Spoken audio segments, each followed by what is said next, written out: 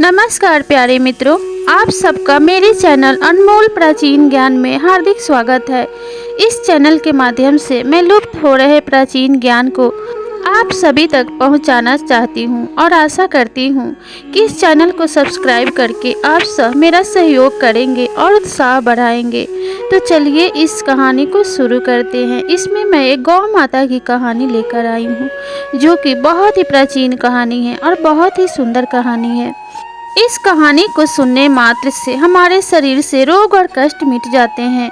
यह बहुत ही पावन और पवित्र कहानी है।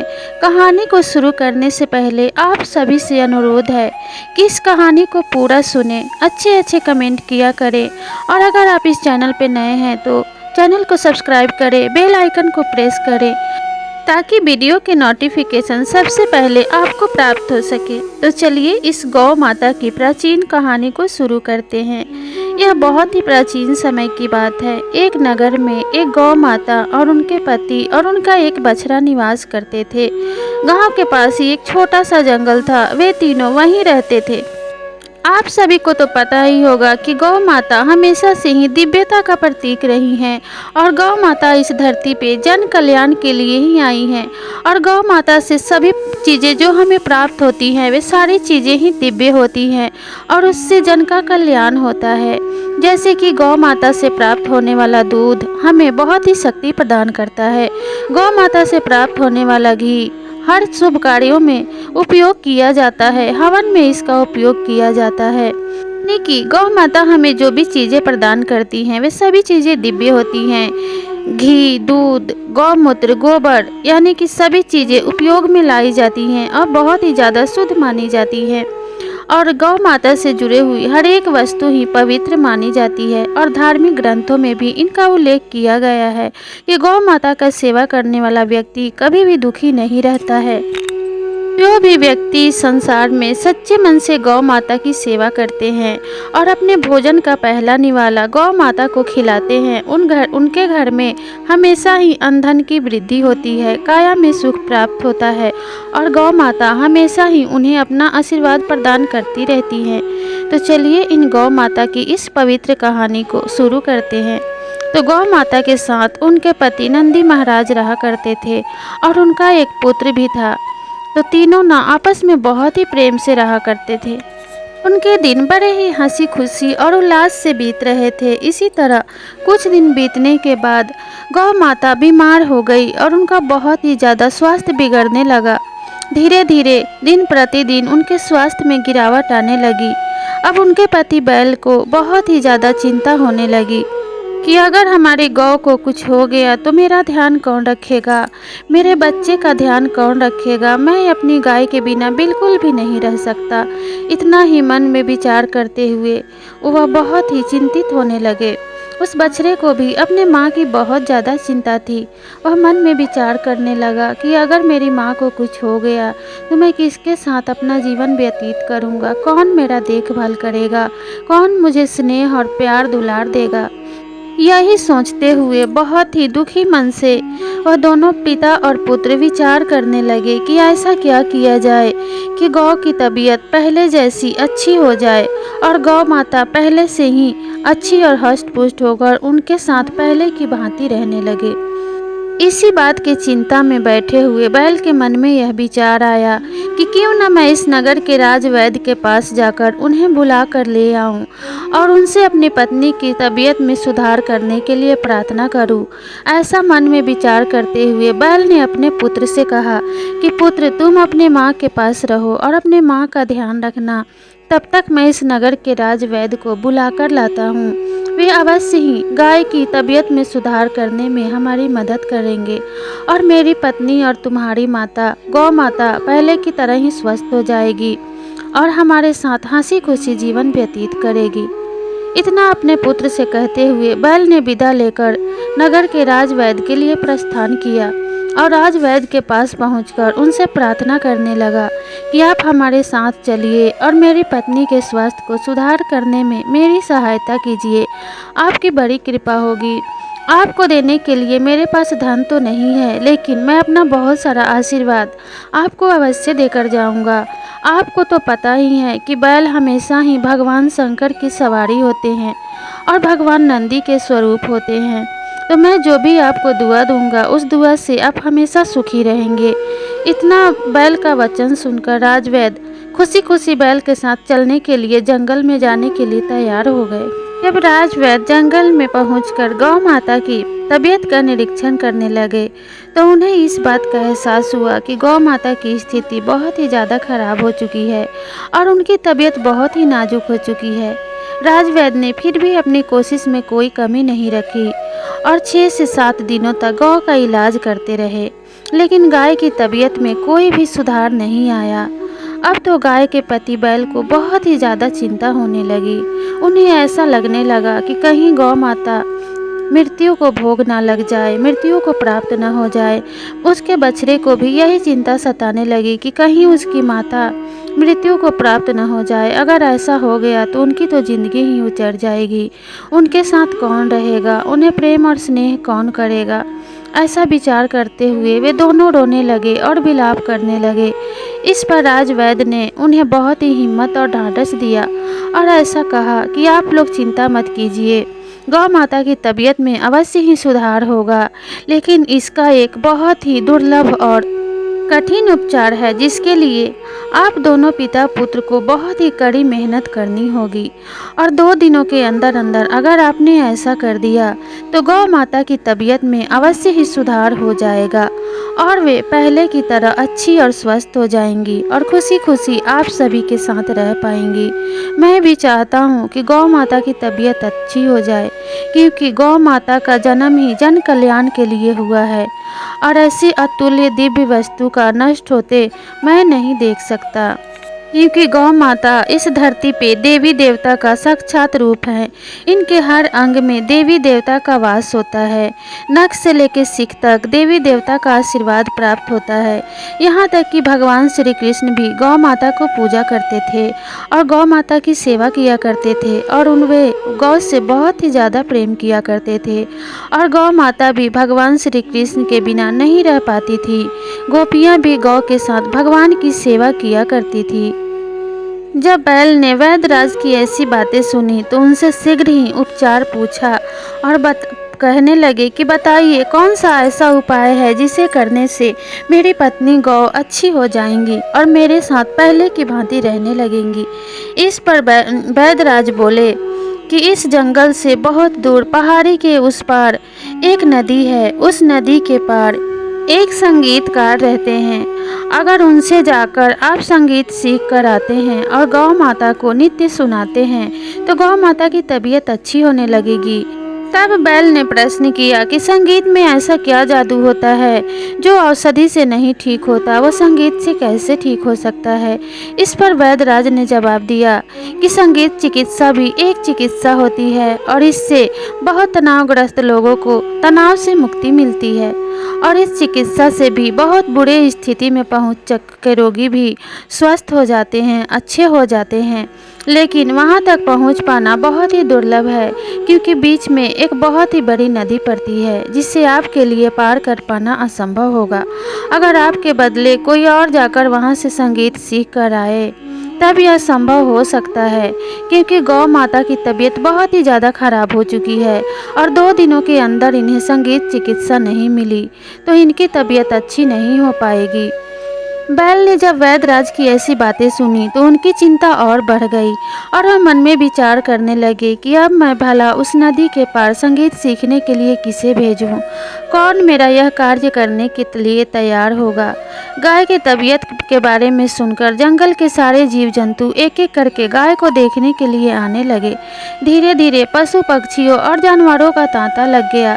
सारे जंगल में यह खबर आग की तरह फैल गई कि गौ माता की तबीयत बहुत ही ज़्यादा खराब है और उनकी आयु ज़्यादा अधिक नहीं बची है। इसलिए सारे जानवर उनसे मिलने के लिए उत्सुक थे और सभी एक एक करके मिलकर जाने लगे। एक एक करके बैल ने सभी से प्रार्थना किया कि आप सभी मेरी सहायता कीजिए। कोई भी एक आप सब में से कोई भी एक पशु या जानवर जाकर अगर संगीत सीख कर आता है और मेरी गौ को सुनाता है तो मेरी गौ पहले की भांति स्वस्थ हो जाएंगी, अच्छी हो जाएंगी। आप सभी की बहुत मेहरबानी होगी। कृपया मेरी मदद कर दीजिए। जब ऐसा कभी अवसर आएगा तो मैं भी मदद करने से पीछे नहीं हटूंगा, क्योंकि मैं एक बैल हूँ, इसलिए मुझे जाने में वक्त लगेगा। अगर आप पक्षियों में से कोई जाए तो उड़कर वहाँ शीघ्र अति शीघ्र पहुँच सकता है और वहाँ से संगीत सीख के आ सकता है, जिससे कि मेरी मदद हो जाएगी। जंगल के सभी जीवों ने बैल की बातें सुनी, लेकिन किसी ने भी कोई भी जवाब नहीं दिया। कोई भी नदी के उस पार संगीत सीखने जाना नहीं चाहता था। सभी कुछ न कुछ बहाना देके टाल देते। सभी कहते कि मेरे बच्चों का ख्याल कौन रखेगा, मैं कोई कहता मेरे पति का ध्यान कौन रखेगा। और इसी प्रकार से सभी जीव एक एक करके चले गए। यह सारी बातें पेड़ पर बैठी एक कोयल सुन रही थी और उसे गौ माता पे बहुत ही ज़्यादा दया आ रही थी। वह उड़कर अपने घोंसले में पहुंची और अपने पति से इस बात के लिए प्रार्थना करने लगी कि स्वामी, अगर आपकी आज्ञा हो तो पिया जी, मैं वहां जाना चाहती हूँ और उस गौ माता की मदद करना चाहती हूँ। अगर आप मुझे अनुमति दे दें तो मैं उस संगीतकार से संगीत सीख के शीघ्र अति शीघ्र चली आऊँगी और उस गौ माता को स्वस्थ कर पाऊँगी, क्योंकि जो गौ माता का जन्म तो जन कल्याण के लिए हुआ है, वे सदा ही दूसरों का कल्याण करती हैं। तो क्या हम गौ माता की इतनी भी मदद नहीं कर सकते? जब कोयल के पति ने कोयल के ऐसे वचन सुने तो कोयल पे बहुत ज़्यादा क्रोधित हो गया और बोला कि क्या तुम पागल हो गई हो? उस गाय की सहायता करने के लिए तुम जाना चाहती हो, लेकिन क्या तुम्हें इस बात का ज़रा भी ख्याल नहीं है कि तुम्हारे पति का और तुम्हारे बच्चे का ध्यान कौन रखेगा? तुम्हारे 2 छोटे छोटे बच्चे हैं, उनका ख्याल कौन रखेगा? इस पर कोयल ने प्रार्थना करते हुए कहा कि पिया जी, मेरे बच्चे बहुत छोटे छोटे हैं, लेकिन आप भी तो हैं इनका ध्यान रखने के लिए। बस 2 दिनों की बात है, मैं 2 दिन में ही शीघ्र अति शीघ्र लौट आऊँगी। कोयल की ऐसी बातें सुनकर उसका पति नहीं माना, लेकिन कोयल ने हिम्मत नहीं हारी और जैसे ही संध्या हुई, जैसे ही अंधेरा हुआ, कोयल के बच्चे और पति जैसे ही सो गए, कोयल तुरंत ही अपने घोंसले से निकली और उड़ती हुई नदी के उस पार चली गई और संगीतकार के घर के पास पहुंची। जब उसने संगीतकार का घर देखा तो उसने अंदर प्रवेश करके संगीतकार को प्रणाम किया और बोली कि मैं इस नदी के उस पार पहाड़ी के निकट ही एक छोटा सा जंगल है, वहाँ से आई हूँ। मैं बड़ी ही आशा लेकर आपके पास आई हूँ। मुझे आपकी सहायता की बहुत ही ज़्यादा ज़रूरत है। इसमें मेरा कोई स्वार्थ नहीं है। मैं गौ माता के उपचार के लिए आपसे संगीत सीखने आई हूँ। अगर आपकी आज्ञा हो तो मैं आपसे यह संगीत सीखना चाहती हूँ। कृपा करके आप मुझे संगीत की शिक्षा देने के लिए अनुमति दे दीजिए और मुझे संगीत की शिक्षा प्रदान कीजिए। संगीतकार ने कोयल की ऐसी बातें सुनी तो संगीतकार बोला कि मुझे पूरी घटना सच सच बता दो, क्या बात है, तभी मैं तुम्हारी मदद कर सकता हूँ। इस पर कोयल ने संगीतकार को पूरी कहानी कह सुनाई। जब संगीतकार ने कोयल की पूरी बात सुनी तो वह तुरंत ही कोयल को संगीत सिखाने के लिए तैयार हो गया और उसने मंत्रमुग्ध होने वाला वह संगीत कोयल को सिखा दिया, जिसे सुनकर कोई भी प्राणी अपनी वर्षों की चिंता भूलकर मंत्रमुग्ध हो जाए और उसकी तबीयत अच्छी होने लगे। इसलिए मित्रों, कोयल की वाणी इतनी ज़्यादा मीठी होती है, उसके वाणी में संगीत होता है, वह मधुर बोलती है और कोयल की बोली सुनने वाला हमेशा ही अच्छा अनुभव करने लगता है। उसे कोई भी तनाव हो, वह व्यक्ति तुरंत ही कोयल की बातें सुनकर, कोयल का मधुर संगीत सुनकर उस तनाव को भूल जाता है। अब संगीतकार ने बड़े ही मन से कोयल को संगीत सिखाना शुरू किया। 2 दिन बीत गए। कोयल ने संगीत सीखते सीखते एक पल का भी चैन नहीं लिया और रात दिन एक करके कोयल ने तीसरे दिन ही संपूर्ण शिक्षा संगीत की ग्रहण कर ली और संगीत का पूरा ज्ञान प्राप्त करने के बाद कोयल ने संगीतकार को प्रणाम करके वहां से विदा ली और उड़ते हुए अपने सबसे पहले पति और बच्चों के पास पहुंची। जब वह अपने पति के पास पहुंची तो शाम हो चुकी थी। कोयल का पति कोयल को देखकर बड़ा ही क्रोधित हुआ और बहुत ही कड़े स्वर में कोयल से उसने पूछा कि 3 दिनों से तुम कहाँ थी, हमने तुम्हें कहाँ कहाँ नहीं ढूंढा। तुम्हारे नहीं रहने पर हमने कितना विलाप किया, मेरे बच्चे कितना रोए। हमें ऐसा लग रहा था कि किसी बहेलिये ने तुम्हारा शिकार कर लिया है, किसी ने तुम्हारे प्राण ले लिए हैं, या कोई तुम्हें अपने जाल में फंसाकर लेकर चला गया है। तरह तरह के ख्याल हमारे मन में आ रहे थे और हम तुम्हें इधर उधर ढूंढ रहे थे। क्या तुम्हें जरा भी हमारा ख्याल नहीं आया?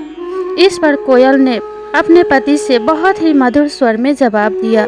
कहा कि स्वामी, मैं तो बस संगीत सीखने के लिए चली गई थी, जिससे गौ माता की तबीयत में सुधार हो सके।